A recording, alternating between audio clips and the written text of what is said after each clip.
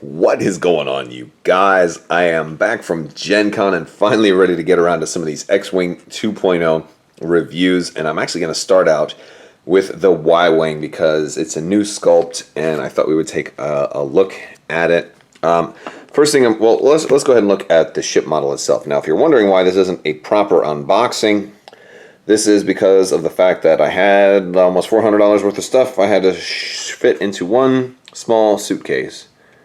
And as a result, we're left with having to break down all the packaging. So that was kind of fun.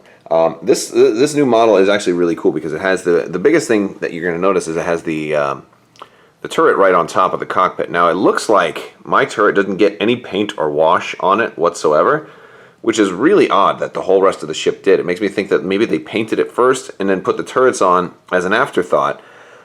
Which is a little bit of a criticism, I suppose, because it could look better. You got some big guns on the front. The detailing throughout the whole ship is much more refined than the original. And as a matter of fact, we're going to go ahead and do a comparison between this and the original Y-Wing. Before I do that, I do want to remind you guys there is another round of the giveaway going on right now. So there's still time to enter. If you want to win a solo Blu-ray in the form of an Amazon gift card, all you have to do is become a subscriber and leave a comment on this or one of my videos. So here we have the X-Wing 1.0 Y-Wing, and already you can see a ton of differences between the two. First off, like the nacelles or these parts are bigger. There's a lot more detail in the ship itself. The cockpit is totally redesigned. The guns are much bigger, even on the front guns. Obviously, there's no turret on this one. You have a different Astro Mac in there. This one looks like an R5 model, whereas an R2 is in this one. Just better paint, although the darker wash that's settled deep into these recesses, but this one just has more paint applications, more colors. Let's look at the bottoms of each of them.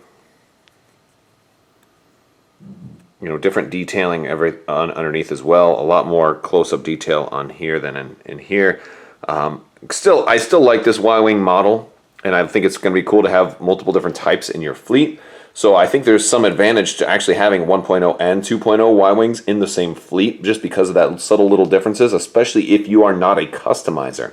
But even if you are, like these pieces are different. The X-Wing 2.0 Y-Wing is just bigger, bulkier, and looks more rough and tough. So definitely a fan of the new model. I really like it. Let's go ahead and dive into the rest of the stuff that comes with this beautiful thing. All right, now I don't have the actual stands here right now. I mean, the stands are going to be the same. This is a small base ship. Well, what we really need to look at is the cardboard. And this is like a partial unboxing. Again, I would be pulling it out of the blister pack if I could. So we've got some bomb tokens. I think these are ions. We've got our bases now. And again, every ship has the new lines and everything paint for 2.0, including the lines for the bullseye firing arc, which is certainly nice. In our other cardboard insert, we also have our turret marker, which is pretty nice. You're going to need quite a few of these. So, and of course a disable token. And this is one of those times where in the lifespan of this game, you probably haven't really needed extra shield tokens or any extra tokens at all. But I'm going to say, since I got one of every single expansion, this is a time where you're probably going to want to save all of those tokens, because if you want to upgrade all of your 1.0 to 2.0, granted nothing's stopping you from using old shield tokens or whatever, but for purposes of consistency, I think I'm going to save every single token. And of course we've got our maneuver dial right here, showing us all of the movements that we have for this thing, and we have not a whole lot of differences, but yeah, it's a Y-Wing dial. Yes. Now let's look at our cards. We've got a whole bunch of cards in here. So first thing we're going to notice, Nora Wexley. Now again, if you got the conversion kit, you should have all this stuff already. But if not, you get Nora Wexley in Gold 9. It's always nice to see these characters in the ships they were originally supposed to go with. Nora was a Y-Wing pilot in the books of Aftermath. And the new Y-Wing has also has the barrel roll that's red, as well as the reload that's red as well, meaning you'll gain a stress. And she's a pilot skill 5 or initiative 5 while you defend. If there's an enemy ship at range 0 to 1, add an evade result to your dice results. And we've got Dutch. After you perform the target lock action, you may choose a friendly ship at 1 to 3. That ship may acquire a lock on the object you locked, ignoring range restrictions. So a little different. It has to be the same one that you locked, but also, again, you can target lock objects. Horton Solom, who used to be my favorite Y-Wing pilot, certainly gone down a little bit. He's only down to initiative 4 here as well. While you perform an attack, you may re-roll 1 attack die for each other ship at range 0 to 1 of the defender. So he's still similar, still gives you re-rolls. It's just a different criteria. Ivonne Verlaine. Ivonne was in the Leia comic, and she was supposedly a really good pilot and stuck with Leia through some of Leia's adventures. At the start of the engagement phase, you may spend 1 focus token to choose a friendly ship at range 0 to 1. If you do, that ship rolls 1 additional defense die while defending until the end of the round. So she's totally support. She is hooking you up, which is nice. We've got a lot more extra. We got some generics too. Look at this. So it's nice to see a ship that doesn't have just 2 named pilots, right? It's nice to see multiple named pilots for this ship. So the Y-Wing actually kind of got a big buff in that it got a lot more options. And then we've just got Gold Squadron Veteran, Gray Squadron Bomber, and then some of our quick build cards. Alright. And then I'll flip these over. And there's, oh, they don't have anything on the back. Okay. So we've got our EPT, we've got Expert Handling, requires the red barrel roll, gives you white barrel roll. We've got the Ion Cannon Turret, it gives you the turret, and it has range 1 to 2, and it also gives you the white action of being able to move your turret. And ions are changed now a little bit as well.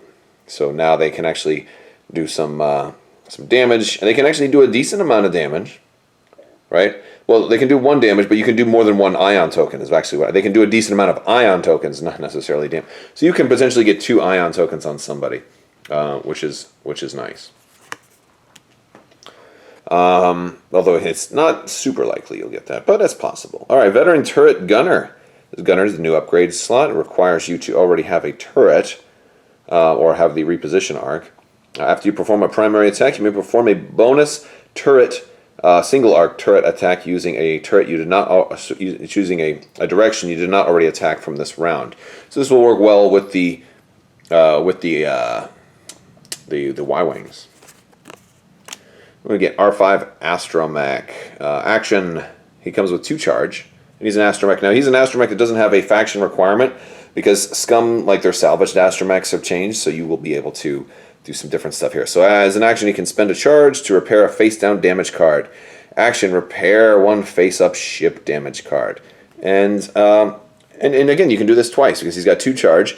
Sometimes you'll notice charge will have a little up arrow or a triangle next to it. That means it regenerates. This one does not. And next we got the Proton Bomb. Yes, bomb. It's a bomb in bold keywords. It has 2 charge. During the system phase, you may spend a charge to drop a Proton Bomb using the 1 template. And then Seismic Charge. During the system phase, you may spend a charge to drop the Seismic Charge with the 1 template. And of course, there's nothing in here that says what these bombs actually do. There's no bomb reference card, so I think you're going to have to reference the instruction manual or the rules reference guide for that. But we know that seismic charges mess up, can kill like debris and can blow up asteroids, and then the proton bombs do more or less damage. So we'll have to refer to those to get the exact wording. But in case they also, I guess that's also good in case they want errata, like, you know what, seismic charges aren't strong enough just blowing up rocks, or maybe seismic charges are too strong because there's new rocks someday. And I guess having those not physically printed, it allows them easier fixes for them. So this has been the Y-Wing unboxing. So let's see. Well, it's not really unboxing, I guess. Just review. Once again, it's good to get the blisters for 1 because there's tokens, but for 2, I think it's maybe an idea if you just wanted to get 1 conversion kit, if you didn't have a huge collection, and if you were just looking to get into the hobby and maybe you didn't have that many Y-Wings. I think it's a great opportunity to get yourself some Y-Wings, and it's a new sculpt, new paint. They're all going to have at least different paint jobs, but a lot of them have new sculpts as well. So I picked up one of everything, even from the X-Wing and TIE Fighters all the way to the Lando Falcon, which I've already done a review for that, so check that out as well. And that's going to do it for this review. So I want to thank you guys so much for watching, and have a great day. Go old leader. Go ahead.